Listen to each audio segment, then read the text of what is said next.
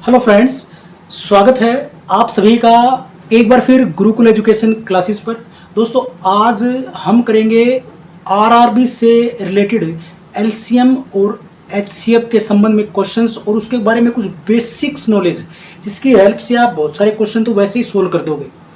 तो शुरू करते हैं। शुरू करने से पहले कहूँगा कि यदि आपने अभी तक गुरुकुल एजुकेशन क्लासेस को सब्सक्राइब नहीं किया है तो प्लीज़ आप सब्सक्राइब कर लीजिए, लाइक कर दीजिए और चैनल को ज़रूर शेयर कर दीजिए।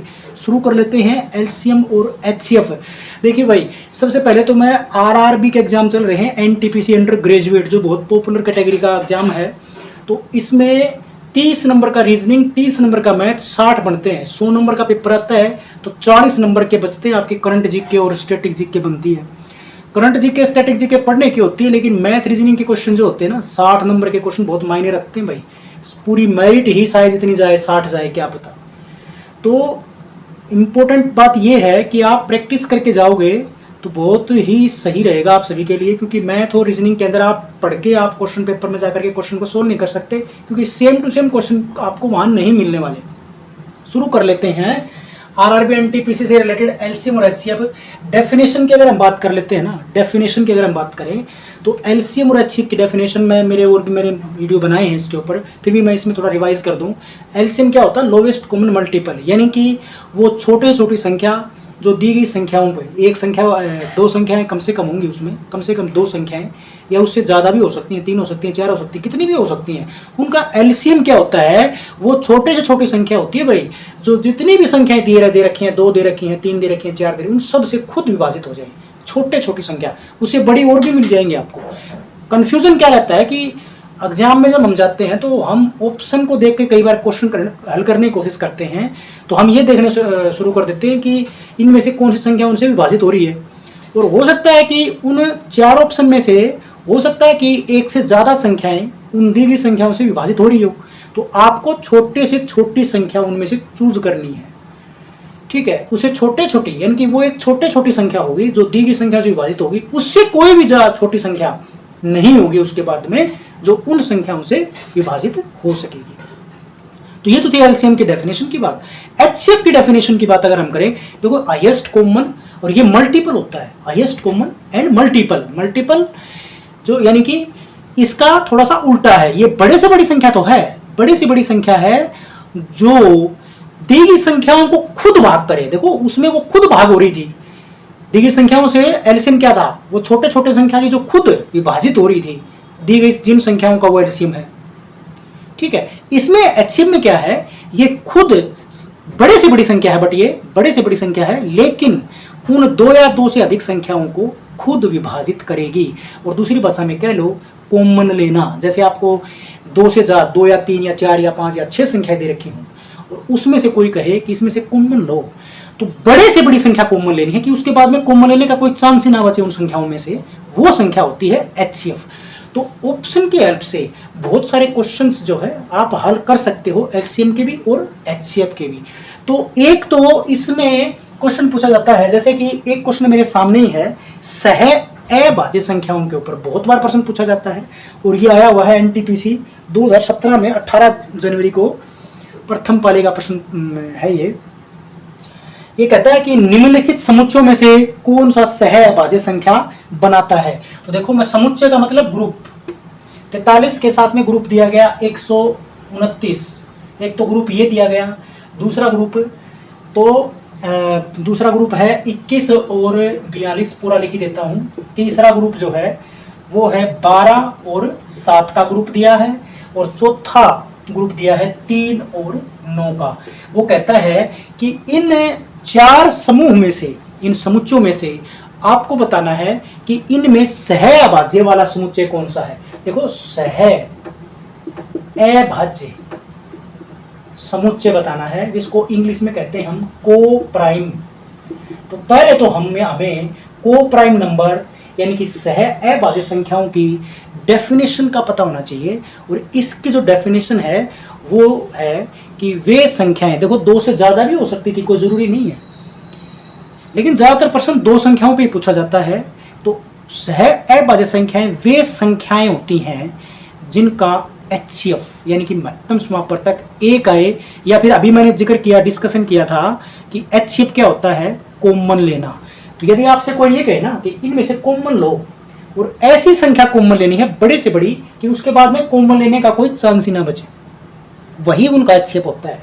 यानी कि दूसरी भाषा में और बिल्कुल सिंपल लैंग्वेज में मैं ये कहूं कि 43 और 129 का HCF निकाल के देखो, तो इन जितने भी ये समुच्चय दिए गए हैं 43 129 या 41 21 42 या 12 7 या फिर 3 9, इनमें से ये पता लगाना है कि इनमें से कौन से समुच्चय के दोनों संख्याओं का HCF 1 होगा। तो देखो इसमें थोड़ा सा लग रहा है कि हो सकता है इसका HCF 1 हो, इसका HCF निकाल के देखो, इसका तो HCF 1 हो ही नहीं सकता, इसका तो HCF 1 नहीं हो सकता, एक जो है नहीं हो सकता, ये नहीं हो सकता, क्योंकि 21 और 42 का अगर आप कॉमन लेते हो ना तो 21 कॉमन आ जाता है, तो इन दोनों का HCF 21 आएगा। इनका HCF कितना है 21, इनका HCF कितना है, इनका 1 है, क्योंकि 12 और 7 का HCF 1 ही आएगा, क्योंकि ऐसी कोई भी संख्या नहीं है जो इन दोनों को विभाजित कर सके। तो उत्तर तो मुझे 100% यही लग रहा है। इसकी अगर बात करें HCF निकालने की, तो इसमें कॉमन 3 है। 3 क्यों है कॉमन इसमें, क्योंकि दोनों संख्याओं को 3 पूरा भाग या विभाजित कर रहा है। तो HCF इसका 3, इसका 21, इसका 1 है। उत्तर तो हमें मिल चुका है, फिर भी हम इसको जांच कर लेते हैं। देखो इसमें 43 से शायद ये भाग जाए, 43 तिया देखो, 3 तिया 9, 3 चौके 12, तो इनका जो HCF आएगा ना वो 43 आएगा। वो बड़े से बड़ी संख्या जो इन दोनों को भाग कर रही है वो क्या है 43। तो HCF 1 आए उन संख्याओं का या उस ग्रुप का जिसका HCF 1 के बराबर हो, वो कहलाती है सह अभाज्य संख्याएं या को प्राइम नंबर्स। तो हमारा ऑप्शन क्या बनेगा, 12 और 7 वाला ग्रुप बनेगा। इसके ऊपर एक प्रश्न ये पूछा जाता है, और इसके बाद में हम एक नेक्स्ट क्वेश्चन, कुछ स्पेशल क्वेश्चन हम करेंगे। इसमें बहुत सारे प्रश्न ऑप्शन से हल हो जाते हैं, कैलकुलेशन की आवश्यकता नहीं है। वैसे अगर हम उनको करके देखते हैं ना तो बड़ा जो है लंबा पड़ जाता है, टाइम कंज्यूमिंग ज़्यादा होती है। टाइम हमारे लिए एक सेकंड कीमती होता है एग्जाम में, वैसे भी मेंटली प्रेशर होता है, तो गलत होने के बाद में सवाल वो गलत ही होता है बार बार। मैंने भी कई बार ट्राई किया, ऐसा हुआ है मेरे साथ। 3 संख्याओं का अनुपात दिया गया भाई, देखो इस प्रश्न में क्या है, 3 संख्याओं का अनुपात बोला उसने। 3 संख्याओं का जो अनुपात है ना वो किसके बराबर बताया उसने बताया 2:3:5 के बराबर है। 3 संख्याओं का अनुपात, मतलब अनुपात दिया गया है, संख्याएं नहीं दी गई, उनका अनुपात दिया गया। HCF दिया गया इसका, देखो HCF मैं ऑप्शन से करेंगे इस क्वेश्चन को भी, इनका HCF भी बता दिया उन तीनों संख्याओं का 35 है। वो कहता है कि LCM क्या होगा या लघुत्तम समापवर्तक क्या होगा, LCM निकालना है इसका, ये निकालना है। तो देखो करने के लिए तो कैलकुलेशन तो हर चीज की है, हर प्रश्न की आपको कैलकुलेशन मिल जाएगी, वैलिड अगर डाटा है हमारे पास तो अगर हम संख्याओं को, इसका अनुपात को अगर हम संख्याएं मान ले 2x 3x और 5x मान ले, x से गुणा कर दिया, अनुपात में दी गई हैं, तो हम संख्याएं मान लेंगे 2x 3x और 5x, और उनका HCF निकाल के 35 के बराबर रख के x का मान निकाल लो, और फिर उसके बाद में x से गुणा करके 2 गुणा में x गुणा 3 गुणा में x ऐसे करके संख्या निकाल लेंगे हम। बट ये थोड़ा सा लंबा प्रोसेस है, तो क्यों ना हम इस प्रश्न को करें ऑप्शन से। जैसे ऑप्शन दिया गया है, एक ऑप्शन तो दिया है भैया 900, दूसरा ऑप्शन दिया है इन्होंने 1050, और तीसरा ऑप्शन दिया है इन्होंने 850, और चौथा ऑप्शन दिया है 650। देखो ऑप्शन से आ जाएगा भाई। जाहिर सी बात है कि जिन संख्याओं का HCF 35 है, जिन संख्याओं का HCF 35 है, तो वो उन संख्याओं का जो LCM आएगा ना, वो LCM जो होगा वो इस 35 से पूरा भाग जाएगा। यानी कि LCM कैसे निकालोगे कि ये जो दिए गए ऑप्शन है ना, उनमें से आपको ये देखना है कि कौन सा ऑप्शन 35 से भाग पूरा जाता है। लेकिन कई बार क्या होता है कि जैसे मैं ऑप्शन में भी कुछ नेगेटिव पॉइंट होते हैं, उसमें क्या होता है कि हो सकता है कि 1-2 ऑप्शन ऐसा भी आ जाए जो उससे पूरा भाग दूसरा भी भाग जाता हो, तो फिर हमें कैलकुलेशन के अलावा कोई रास्ता बचता नहीं है। तो वैसे भी उसमें भी कुछ है नया, लोवेस्ट होता है वो, लोवेस्ट कॉमन मल्टीपल। तो अगर मान लिया 2 संख्याएं या 3 संख्याएं ऐसी मिल जाती हैं आपको जो 35 से भाग जा रही हूँ, तो आप सबसे छोटा है ना उसको ले लो, ठीक है, तो उससे भी बात बन जाएगी। बट यहाँ पर देखिए 90 के ऊपर देखो, क्या ये 35 से भाग जाता है? 35 से भाग ही नहीं जाएगा, क्योंकि देखो जीरो तो सबके लास्ट में है, तो जीरो को इग्नोर कर दो आप इसको 65 मानो, इसको 85 मानो, इसको 105 मानो और इसको 90 मानो। तो आप ये देखो कि क्या 35 से 90 भाग जाता है, क्योंकि जीरो तो हम बाद में सोचेंगे ना। तो 35 दूनी 70, तो ये 35 से भाग नहीं जाएगा। 35 तिया 105 होते हैं शायद, 30 तिया 90, 5 तिया 15, तो ये पूरा भाग जा रहा है। इसको और देखो 35 दूनी 70, 100 बचेगा, कौन सा भाग? 35 एकम 35, तो ये बच जाता है 300 बचेगा, तो 35 से भाग ये नहीं जाएगा, तो ये नहीं होगा भाग। तो कौन सा भाग गया? 1050। तो जिन संख्याओं का अनुपात दिया गया है 2:3:5 और HCF 35 दिया गया है, उनका एलसीएम क्या होगा? 1050, ये इसका आंसर आएगा। बट एक बात ये भी है कि यदि आपसे ये संख्याएं पूछ ले, इस प्रश्न का दूसरा टाइप भी हो सकता था कि ये संख्याएं कौन सी होंगी, तो उन संख्याओं में जैसे उसमें भी फिर वो 3 संख्याओं के अलग अलग ऑप्शन देगा, जैसे 3 ऑप्शन, एक ग्रुप में 3 ऑप्शन, फिर दूसरे ग्रुप में 3 ऑप्शन, तीसरे में 3 ऑप्शन, चौथे में 3 ऑप्शन। तो उस कंडीशन में आपको क्या करना है? उन तीनों ऑप्शन का अलग अलग HCF ज्ञात करो, जिसका HCF 35 आता हो, इसका HCF 35 आता हो, वो आपका आंसर होगा।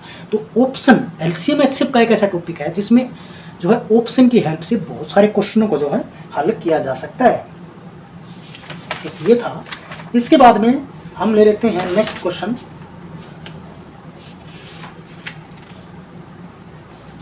देखिए कहता है कि दो संख्याओं का HCF बता रहा है भाई, दो संख्याओं का HCF, 2 की बजाय 3 की बजाय यहां पर आप दे देता है वो दो संख्याओं का अनुपात की बजाय उसने बोला कि इनका HCF क्या है, इनका HCF और LCM भी दोनों को दिया गया है, LCM भी दिया गया है, LCM दिया गया है, सॉरी HCF दिया गया है 19 और HCF दिया गया है 342 है। और वो कहता है कि यदि एक संख्या को 2 से विभाजित करने पर, ये कहता क्या है, एक इनमें से, मतलब ये दो संख्याओं का पूछा दिया गया है ना उसने डाटा, दो संख्याओं का HCF भी दिया, दो संख्याओं का LCM भी दिया, और वो कहता है कि उन दो संख्याओं में से एक संख्या को अगर वो 2 से विभाजित कर दे, तो वो कहता है कि भागफल क्या मिल जाता है उसको? भागफल मिल जाता है 19, यानी कि शेषफल नहीं मिलता, सिर्फ भागफल मिलता है, मतलब पूरा भाग चला गया। तो वो संख्या क्या बन जाएगी? 19 को भाई 2 से गुणा कर दो, भागफल को भाजक से गुणा कर दो तो संख्या आ जाएगी हमारी, सभी जानते हो ना, शेषफल तो इसमें है नहीं। यानी कि 19 को यदि हम 2 से गुणा कर दें तो 38 आ जाएगा। तो दो संख्याओं का HCF 19 है ना, तो उनमें से एक संख्या 38 आपकी आ जाती है। तो एक संख्या ये जो 38 आई है ना आपकी, इसने सवाल में क्या पूछा है? दूसरी संख्या। तो जाहिर सी बात है इस LCM और इस HCF के गुणनफल को अगर आप 38 से भाग कर दोगे तो दूसरी संख्या का पता चल जाएगा, सिंपल सी बात है। तो ये जो 342 है, आप जानते हो ना भाई, ये फार्मूला LCM और HCF के अगर हम गुणा कर देंगे तो जिनका ये LCM और HCF जिन संख्याओं से आया था उन संख्याओं का गुणनफल इसके बराबर ही होगा। LCM और HCF के गुणनफल पर संख्याओं का जो गुणनफल होगा, संख्याओं का जो गुणनफल होगा वो उन्हीं संख्याओं के LCM और HCF के गुणनफल के बराबर होता है। ये छोटा सा फार्मूला है और इस फार्मूले पर भी कई बार प्रश्न आते हैं और इस फार्मूले का इसमें भी इस्तेमाल है। तो LCM और HCF का गुणनफल यहाँ पर अगर हम देखें तो वो 19 और गुणा में 342 है। एक संख्याओं का गुणनफल का मतलब है एक संख्या हमारी 38 है, इससे यानी कि दोनों संख्याओं का गुणनफल था ना, तो एक संख्या को यदि हम x मान लें, दूसरी संख्या हमारी 38 है, तो ये x का मान निकालना होगा तो 38 भाग में आ जाएगा। तो 19 दूनी 38, 2 से इसने काटा है, 2 1 कम 2, 2 7 14, 2 1 कम 2, 171। तो वो संख्या क्या हो जाएगी? 171। तो ये छोटा सा वीडियो था, आप इनकी प्रैक्टिस करो, सहभाज्य का पूरा ज्ञान होना चाहिए आपको, LCM HCF का पूरा जो है डेफिनेशन का पता होना चाहिए। तो बहुत सारे क्वेश्चंस तो आप ऑप्शन से हल कर दोगे, कोई दिक्कत इसमें आने वाली नहीं है। समय की बचत करना बहुत ज़रूरी है। तो वीडियो पसंद आए दोस्तों तो जरूर लाइक कर दीजिए, शेयर कर दीजिए, और चैनल सब्सक्राइब नहीं किया तो सिर्फ सब्सक्राइब कर लो। Thanks for watching.